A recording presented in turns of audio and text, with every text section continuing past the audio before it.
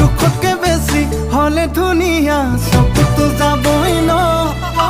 যৌৱনৰে তেজ এনেও গৰম লাভি তেনেকৈ ৰম এখাপে খুট মাৰিলে বেজেহে জাৰিব মৰম লগা দেখিলে কোনেনো এৰিব নোলাবি নোলাবি ঘৰতে সোমাই থাক ভাল নহয় আজিকালি